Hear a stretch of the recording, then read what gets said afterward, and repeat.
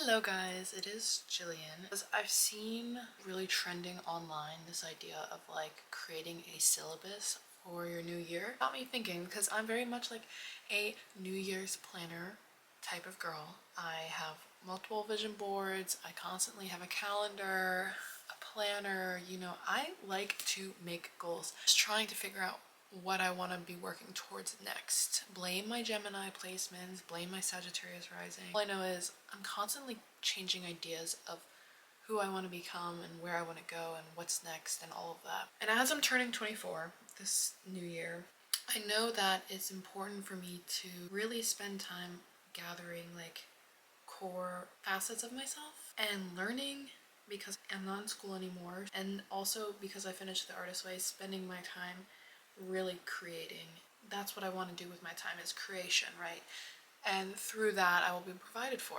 That's the idea, right? So stepping into the timeline where I get to be rewarded for creating and being so abundant that I can just create instead of denying myself the right to create out of fear, out of lack, out of judgment, whatever. I spent a lot of time kind of coming to terms with who I am as an individual and the fact that I don't really care what anybody else thinks about me. As long as I like myself, it's gonna be pretty damn okay. And I like myself. I think I'm pretty cool. I'm a really nice person. I try to be understanding and caring and accepting of people. So like, what more can I really ask from myself, So over the last couple of weeks, months, I've been kind of going over, okay, 2026 syllabus, what are my main goals for the new year? I could write them down on paper, like, who do I want to be in the new year? Because this year in 2025, I feel like I've spent a lot of time focusing on one, my relationships with myself, my relationships with relationships, and how I traverse the world as a beautiful young woman who practices unconditional love and spirituality and, deep connections with people. I show up to a space and the energy does literally change around me. I had to come to terms with the fact that that is just the reality of the situation, of who I am, and then add to that and be like, okay, so then what do I really want from relationships? If relationships and love is so abundant, like, what am I working towards, right? And I've spent the year being in different situations and being in different places with different people and really asking myself, okay, so what does my future look like? And I think I've come to some pretty good conclusions internally that have helped me flesh out the end of my year and going into 2026, really being able to work towards the stable future that I'm hoping. Like, I'm literally trying to work towards stability. That is what I've come to the conclusion of. Blame my Taurus sun. Plus, everybody is like, oh, 2026 is the year of the horse, 2025 is the year of the snake. Damn right, I feel like I shed some fucking skin this year. I'm trying to create my world, I don't need to exist in the whole world, because there's a lot of information on the internet and around you that make it really easy to get caught up in the chaos of the whole world.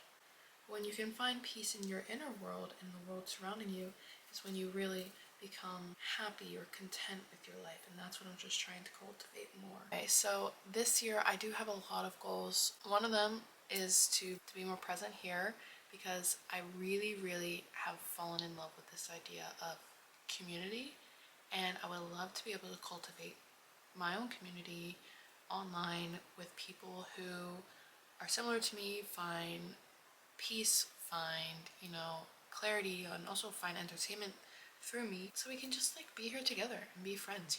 That's what the internet is for. That's what it's for. I have my notebook in front of me. 2026 goals and objectives. Number one is to be bored more often. Okay, I feel like I am totally a dopamine addict, and I find that outlet through many different ways. One of them, of course, is my social media addiction. If you look through my YouTube channel, you'll see multiple times through multiple years I've tried to break up with my phone, throw it away, and I have, and yet the addiction persists. So it's just a way for me to fill quiet time. And something that really was like, oh my god, this is embarrassing, was I was watching a period piece, like a historical television show, and I was jealous that the people were able to just sit in chairs and do nothing. Like they were just sitting there and doing nothing. And I was like, you know what? I want to be alone with my thoughts a bit more often, because boredom often lets creativity flow. It gives you space to like think, okay, what do I want to make, do, or just lets your mind wander enough where you get to start daydreaming. And I think oftentimes in our days, we fill that time with noise, white noise that doesn't even inspire us at all. So I would like to use my phone less and be bored more. My second objective for myself is to curate my taste. So that means finding movies, music, and media that really touch me and inspire me to change. I think when you watch a really good film, you are normally inspired by the character, by their sense of self and their depth, and that's how you know like a director or a screenwriter is really committed to the piece of art, because you get this fully formed person and they have an impact on you even though they're completely fake. So if I can become a more fully formed version of myself, like that is just so exciting. Finding my favorite new artists, listening to music in different languages, you know, and also a big piece of that is also my wardrobe. I'm trying to cultivate like a wardrobe that is more attached to my identity and also attached to my things that I find important. Sustainability, wearability, you know, material, just being a fully formed version of myself through my music, through my writing, through my creation, through my art, through my wardrobe, through my look, through my jewelry. Like all of this, I want to be a reflection of me. Because I only have one life, right? So I'm trying to take time to get to know myself so I can be the most real, authentic version of myself in 2026 and going forward, which is so cool and so exciting to continue to meet myself and like leave space for her to grow and change. Objective number 3 is to create, making great strides in my allowance to create. I feel like we've talked a bunch about this, so I'm just going to continue, but I do have some ideas in my little noggin of how I'm going to make more space to create, and one of them does have to do with little video challenges to hold me accountable and lots of things that I want to learn in the new year, which flows into the next one, which is the objective of learning. Study, practice, focus, and self-discipline gets you far. I feel like there's a lot of things that I want to learn in life, and I don't carve out enough time to actually dedicate to like learning and practicing and doing, gathering the information. So with my boredom time, then I will allow myself time to learn instead and, you know, really feed into my creative projects and myself, just what I want to know. And I want to be an educated person with educated perspectives and like a nice vocabulary that shows up to the world and can be respected for that. Sorry, that's what I want to do. Another objective of mine is soul connection. So I really want to continue to meet people in depth for who they are and not paint perceptions of people or judgment onto people. I feel like I've been doing a really good job at this, and it's led me to great people and really fulfilling relationships. So I want to continue to foster safe, deep conversations where people can really kind of expand their mind, expand their being, their presence, and get to know me and I get to know them. And I really look forward to fostering more relationships, deep soul connections in the new year. I find that to be very rewarding. And lastly, I'm hoping, of course, to embrace self-acceptance and unconditional love.